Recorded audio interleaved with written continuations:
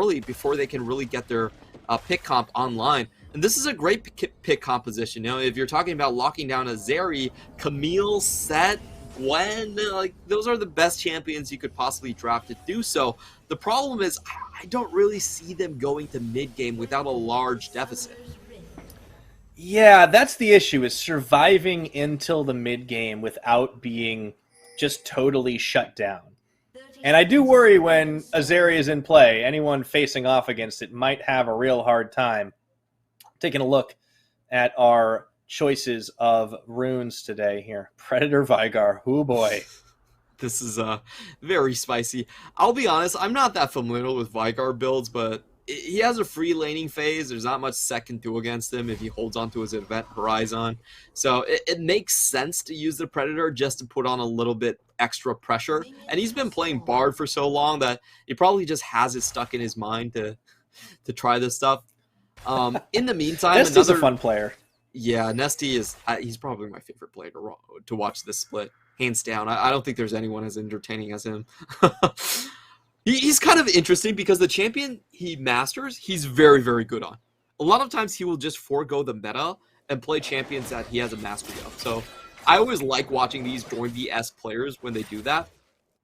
And another thing I wanted to mention about this setup is that Zeri in 12.3, the majority of Zeri players are still going for the Triforce and Titanic Hydra build. That's a very tanky build to try and take now.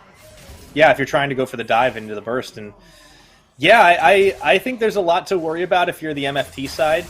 And to go back to your point before we really get into things about Nesty being one of those like Doom BS players, I feel like the PCS has a lot of these over the years. Only ever like so many like at a given time, but it seems like a good place for those types of players that just decide we don't care about your meta. We're going to play the things we have spent thousands of hours on. And the most prominent one is probably Westor. Like, he was the one that really started this trend where, you know, he's a top-level player on a top-level team, playing essentially only 3 or 4 champions at a time. So, you know, he has proven that you can make things work, but it really is taxing on the coaches and really taxing on the other players to kind of bend their play style around and play something a lot of times that is suboptimal to kind of compensate for it. So we'll see how far MFT can really take it with such a strategy. But I think it's very difficult. I think they have to change their entire idea of the game. Like, they really have to have lanes that are just there purely for survival. They have to forego a lot of these early games and learn to make do with that. Where are you going? Friscata. That was a very long leap right there as Woody got left out to dry. Yeah, you see the question mark pings from he was too close to the wall. So I know what he wanted to do. He wanted to use the E to get the Pierce on his next 3 burst fires, but unfortunately, he took the scenic route on that one. Yeah. Man, that's a long dash on the Zeri. You can tell even Woody was like, okay, man. But no harm, no foul. If they don't get punished for it, they were the ones actually going aggressive here. And I feel like if you're Whale and Epic, you just breathe a sigh of relief. Yeah, that could have been a lot of damage going in. And early on, Ziggs, it's kind of hard to put a lot of damage onto people. Like, with the mobility that Zeri has, she can easily dodge out on the satchel charge. So you really have to be careful about that one. Here they go again. Round 2. Friscata dishes a lot, but he does take a lot for his trouble. I feel like that's more or less an even trade. Yeah, I don't think he had his E cooldown yet, and that's the problem about Zeri, is that you do get minion blocked on your Q, so you really need your E to be up to be able to trade within the minion wave, and unfortunately Woody went in way too early right there. The level 1 E has a very long cooldown, so I don't think they were actually able to dish out damage across the minion wave. Yeah, it's a little bit misfiring, but, you know, again, not really being punished for the misfire at the moment, so the game is just in, you know, the early holding pattern. If you're MFT, you got to be pretty happy with this, that you wanted to stay alive and get into that mid-game without falling significantly behind and losing lanes. Yeah, sure, they're down a bit in farm up top, but I think they're pretty happy about how things have gone everywhere else. I love this play from Leaky. This is a really smart play where you just do a cheeky early teleport, make sure you get that early sheen, and punish Taco as much as possible. Like, Taco can't even go back to his own base right now because the the tower is constantly being flooded with minions, he's going to lose a lot of EXP here. And you just continue to punish the Camille there. Like, what is Gwen going to do to you? Like, Gwen has one slow. Whoa. Well, I don't know about Gwen, but I'm talking about Wen right now as he's chasing down Nesty, who does walk away without being killed. So, I don't know, man. I was like, if he has 6, I feel like that's a solo kill, but he didn't. It's just so painful to watch. This is the problem with NFT. The early game doesn't do anything. You can watch Nesty just waddling away on the Yordle. He doesn't even burn Flash, doesn't care, and didn't even have Predator there. He just walks away from the game. And flashes in the emote right after. The emote game has been very strong this year, I have to admit. It definitely Especially has from Arashi earlier today. I love Arashi just had to get that kill on Atlan. You have to show him who's boss, so... It's about sending a message. You don't have to win the game. I'm not sure I agree with that one, but... getting the emote when you can't win the game is... I think it's a good compensation. Yeah. He had fun playing League of Legends, and that's the real difficult thing for sure. Now, MFT will be able to secure themselves a Hextech Drake, and now Taco is in a little bit of trouble as the cage comes down. He flashes. I don't know if he should have, right into the waiting arms of Leaky.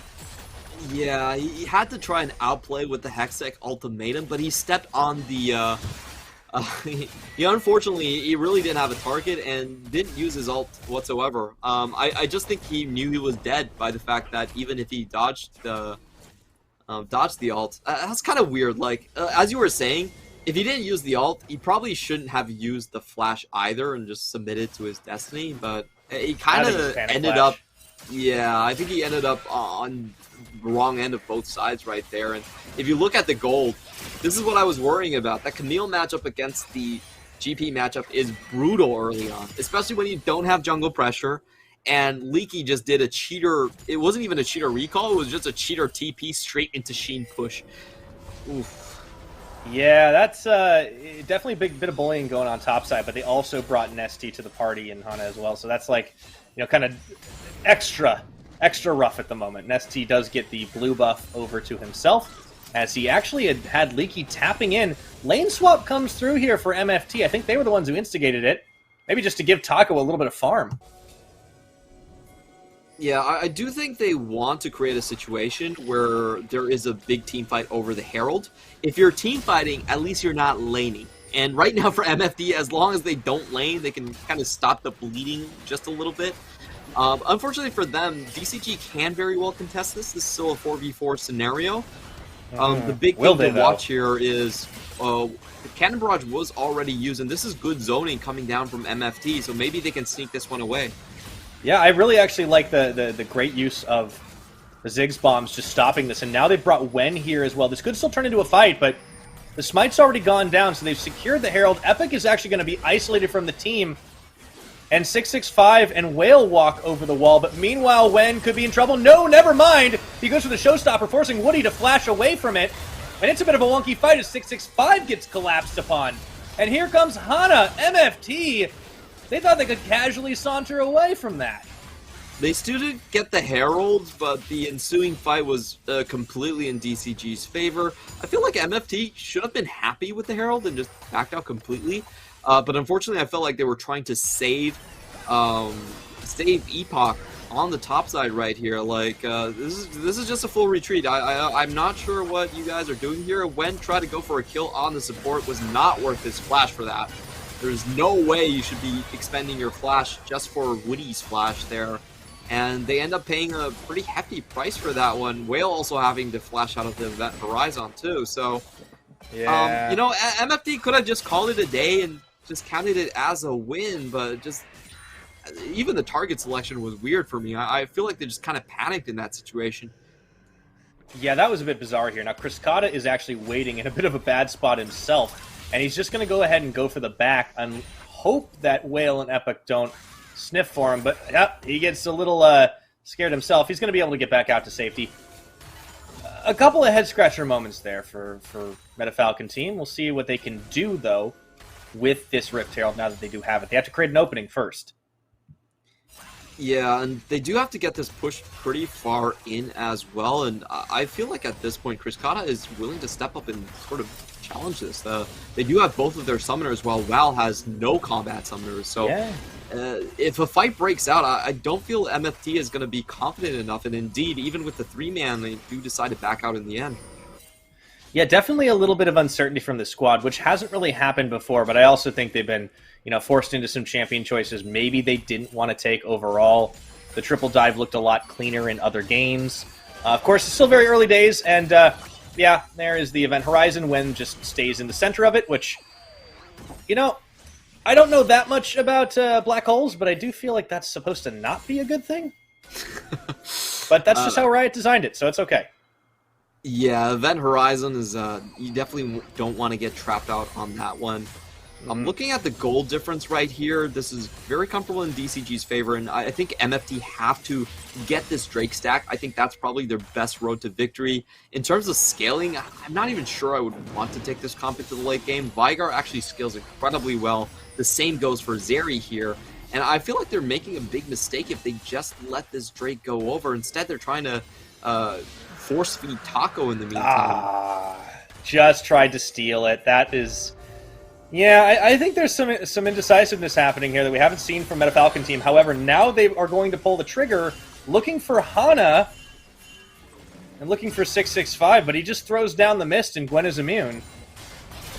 And they're going to go in for round 2. They got damage onto Woody, but will it be enough here as the turn is there? 665 is going to get just absolutely crushed out as Chris Gata picks up 1, picks up 2. Hana gets a 3rd, and oh boy. Yeah, that was a weird turnaround. Gwen without the ultimate, you're never going to catch up to Chris Kata anymore, and we have seen this play happen so many times before. Once this Zeri gets fed, gets going, there really is no stopping her. So we're going to watch this one again. They blow everything again on Woody, not really the target you want to go for, and this time he also has the stopwatch. Again, Whale does not have combat summoners. A bit of a visual bug here as he just steps on water there, but... does get taken down by the Zeri, and now we are going to see a very early Triforce. This is most likely a 12-minute Triforce with a lot of movement speed to boot on that. You give away the Zeri, you give up that many kills earlier on, your tough situation. Now Nesty is going to get a taste of his own medicine trapped inside the cage, but even a 1v2, look at the damage! He's almost killing Taco, he does it! What? He's going to get 2! He's going to get 665 too! That's not supposed to happen! Oh... That was well played by Nessie. The Event Horizon right on the edges, and they also stopped the Herald. That's a disaster for MFT. No. Oh, Clement, this is... Man, if you are MFT, you're feeling pretty bad about that. But Nesty, on the other hand, just says, all right, I will take my Everfrost. Thank you very much. Yeah, I like the attempt right there. DCG wanted to get in on him.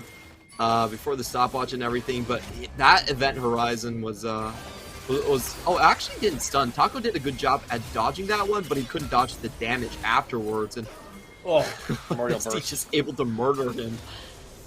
It's the thing you can forget when you don't play against Vigar very often, is that his R button just deletes you. Yeah, and he's been charging up the entire laning phase as well. It's very easy to get stacks when you're playing against a melee champion like that. So his damage definitely caught people out by surprise, and he's pretty fed at this point as well. 3-1 and 2. That's the reason why I'm saying that I'm not even sure with this Gwen and Ziggs that they're going to have the scaling advantage to look forward to.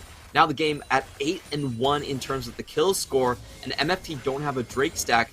Like, this next Herald is going to be absolutely crucial. They have to have the perfect flanks coming in from Taco. They have to have the perfect setup from Wen. If it doesn't happen, I think this game's already slipped away. Yeah, and even the side lanes are going to be a little tough for them to contest right now. As you can see, Leaky just having a bit of fun with Cannon Barrage to pull Wen off of it. DCG going to look to set up in the mid lane, get this push going.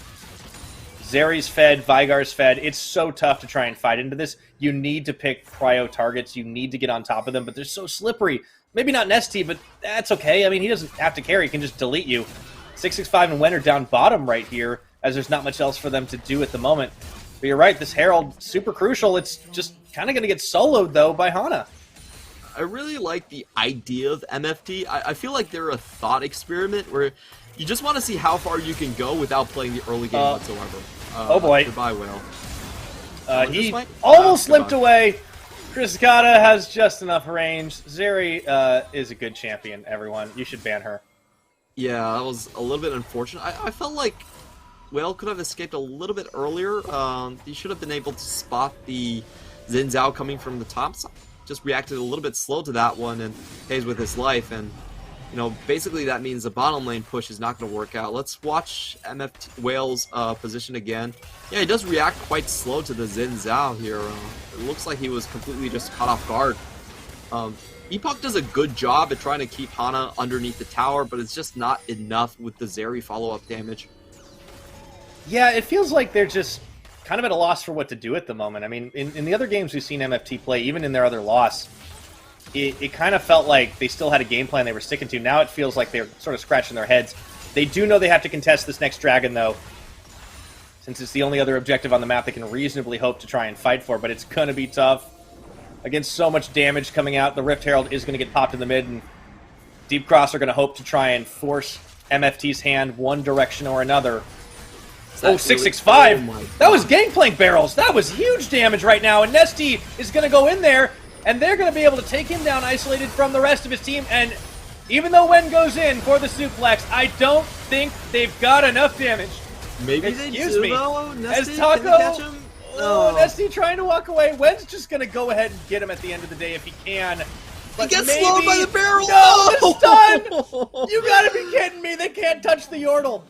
Oh, you can't touch this. Nesty is way too good. That waddle is just so tilting. Watching him get away when his character can't even walk properly has to be the most infuriating thing for MFT.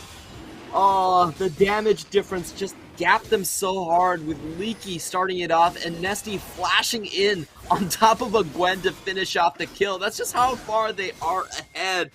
And unfortunately, I feel like the MFT experiment of not playing the early game whatsoever has come to a screeching halt. Look at this, MF665. He tries to walk away. Nesty is having none of that. Makes sure none of his damage is blocked, and he just can't survive right here.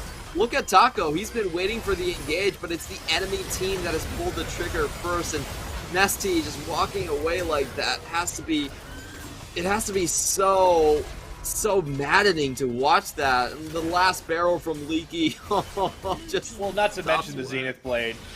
Oh, true. Leaky and Woody definitely playing Protect the President right now. Really, really well played from this Deep Cross squad, but what a heartbreaker, what a tilter. If you're Meta Falcon team, you just can't touch the Vigar. And they also split target focus. I mean, I feel like Taco maybe could have done it if he had jumped on Nesty, but he went in Hextech Ultimatum while he was still in stasis. Yeah. I think they are flailing a little bit, but they just weren't expecting Deep Cross to just cut this deep, I guess. If we're thinking about NFT's perfect setup, they really need Wen as the main initiator because he is unstoppable when he does that suplex, so he has a potential to go through Event Horizon, and then you have the Camille as the follow-up, and then Whale staying very, very far back. He's not going to be able to do it this time as Whale says goodbye. Yeah, bye, Whale. Okay. Tower should fall, even though Taco does get the blink. Cryscata does get taken down. Maybe they have a chance now that there's no Zeri in this one, but all those Gangplank barrels are starting to sting here as Leaky goes on a rampage, and MFT might get a bit more. They grab Nesty, getting a little bit of revenge, but they are running fast out of health bars. However, they're still fighting here. Triple kill for the Gangplank, and a Quadra as the full cleanup crew comes through with Leaky at the front. Yeah, once again we see Will just getting picked up before he can really do anything. There were some glimmers of hope as Cryscata was somehow ended up tanking the tower the entire time, but unfortunately for them, Leaky is just way too fed. He was sitting on Executioner and Triforce throughout this fight, and he wasn't being targeted whatsoever. So we'll watch Will again and see if he manages to get his ultimate off or dies mid-combo. So he doesn't even get his ultimate off. Cryscata is a little bit too focused on taking down the tower before Taco can finish the teleport. Probably not the right play right there. And afterwards, you see this is an open hunt onto Nesty. Wen actually does a really good job on getting on top of the Yordle, but unfortunately that is his entire combo. He's going to fall down after this, and Leaky gets a lot of extra gold here with the Executioner. Triple kill and into the quadra kill with the last parlay. I feel like if you are a little earlier into the game and you only are dealing with Nesty and Criscata being fed, that works out a lot better for you. But now all of a sudden the third carries come online. Leaky has become a terror, and the gold game is just going to keep growing. 19 kills to 4 here at the 20-minute mark in the game, and a 9,000 gold advantage or close enough. Quietly, Leaky has just been building up a massive lead. He was already ahead from the get-go, and Taco and 665 are going to try and take him down. That's a big old gold bounty on his head. Oh, he finally bites it, but Nesty is keen to get revenge. Hana going to cut off Taco, so they just flip it right back over, and 665 has nowhere to go. Yeah, that primordial burst from Nesty was dirty. I don't think anyone expected that sort of damage. I really want to see how many stacks that Nesty has at this point. Even though he missed the cannon, it still is a lot of damage coming through on his part. And they're just trying to farm up Gwen at this point, but I don't think it really matters. This is a good play from NFT. We have to say a huge shutdown. Hopefully it did go over to Taco. He's the one that really needs it after such a poor laning phase overall. He does get the 1,000 gold bounty, but just watch this burst from Nesty. Bam! That was 600 damage with one ability. You can't dodge that. And good guy Hana even serves up the next kill for his trusted mid-lane. Yeah, didn't really have a whole lot of choice there as they were trying to make their escape. Taco thought he could hook shot to safety, ran face first into a spear, and yeah, right at the back of his head, that primordial burst. So massive damage across the board. Everybody, it seems, on Deep Cross have a pretty positive kill score at the moment, and they just keep stacking it up. This is going to be so hard to get through the burst. As tanky as some of their members are on the MFT side, they just can't get a whole lot done here. And 665 has just not had a great game on this Gwen. He's trying, but he never really got rolling on this champion, it seems. I feel like MFT is just... They really need to rethink the way they draft. In professional gameplay, I think it's very difficult for your jungler to be a main character.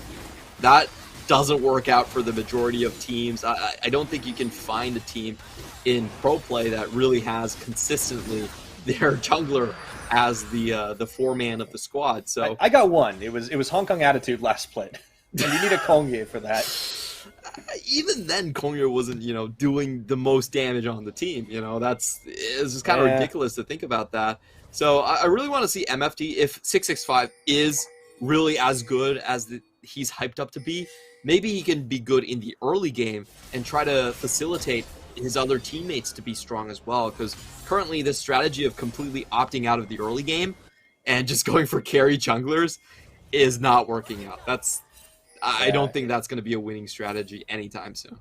No, I mean, against some of the weaker teams, you might be able to pull it off if you can just kind of hold them at bay, but a team like Deep Cross that just knows how to get in your face early on enough and start building up those leads, not going to let you do that.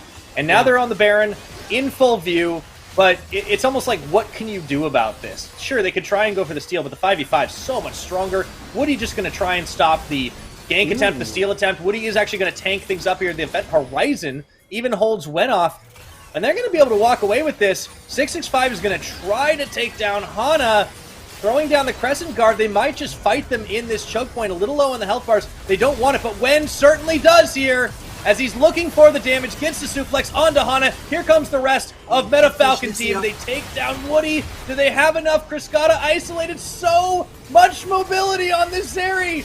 And I think he's going to be going down, but he's just trying to dodge. Even the Gromp is helping out in this one. How long can this man stay alive? Well, that's absolutely ridiculous. Taco actually has to pop into stasis to keep alive, and he's still dodging. He's out. Oh, no, he went back into it. Oh, Criscata, you were out, you madman. Oh, and now everyone's back. Everyone's back up the fountain. What is this fight? Barrel's epic. He's dead. Sorry. No, there's no getting away from that. Leaky will shoot you down. Oh. MFT had too much of a good thing right there. I guess I can't fault them for that. Like, what else are they going to do? Of course they're going to try and shut down the Zeri, but oh my god, that champion is so busted. Hey, look, technically they still traded positive. They got Criscata, They got Han. No, they got Woody. Excuse me. I try to keep track of like who's dead because it's been so long. Criscata. The crazy thing is, Criscata had at least 3 chances to escape that, and he went back in. He did. That was almost legendary. Yeah, if he got out, that would have been such an high play. Honestly, if he just stayed alive, DCG would have been able to mop that one up, but we'll watch the replay. The big thing here is that DCG actually had their magic resistance completely shredded because of the Baron, and they got hit by a 4-man whale ultimate. So it looked really good at the get-go because MFT chunked so much of these HP bar downs. When I honestly feel like he could have flashed a little bit earlier, he played this so greedy. He played this so greedy, man.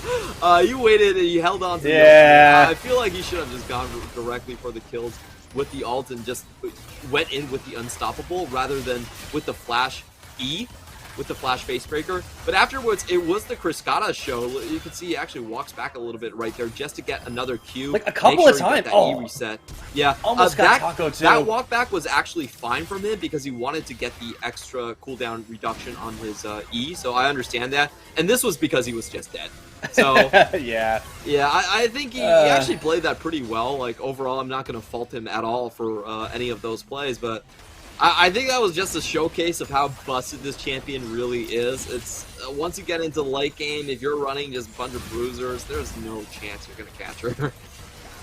Well, this looks like the beginning of the end here, Clement, as Deep Cross move into the base on 2 fronts with the Baron secured. A little shenaniganery going on after the Baron play, but they're right back into it, and most of their players still have it on, so they'll be able to take down 2 inhibs. And meanwhile, Taco was not at home, and he took a inner tower, which, you know, hey, that's something, right? Yeah, that does count, I guess. It was, I just feel really bad that, I feel like if he comboed correctly, they could have gotten a lot more out of it. The way you want to do it is you want to go in, use your ult, be unstoppable in the duration, and after you land and force the flashes, then you flash and use your facebreaker. Flash, and then into facebreaker.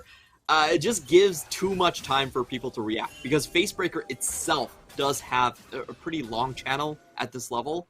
So it's a very visual windup as well. Yeah, I felt like that was just if you played it a little bit more, I think less greedy, then he could have potentially gotten 2 more kills off of that play. But hey, what's done is done. Now DCG looking at the soul. Maybe Wen gets one more shot at this.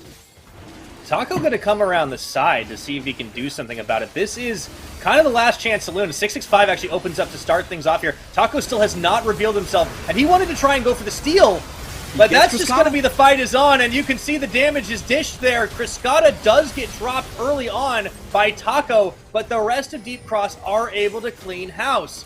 Right now, Taco onto Nesty, goes into the stasis, throws down the cage, try for the bait, not going to happen. Taco has kind of been the MVP of this one, but I don't know if it's going to matter as the teleports into the base are coming through. Deep Cross realize they have the opportunity to end it right here, right now. And Nesty goes for the flash and kill and takes down Whale, staying alive courtesy of Leaky, giving him the thumbs up. Man, you got to love the way this guy plays League of Legends. No solidarity for your Yordle brethren. He just flashes in and one-taps him. That was very sad for Whale, and he's evil. He is an evil genius. What can I say? You know, Deep Cross Gaming, I love Nesty. I love what they're doing right here. They are showcasing that they have multiple modes of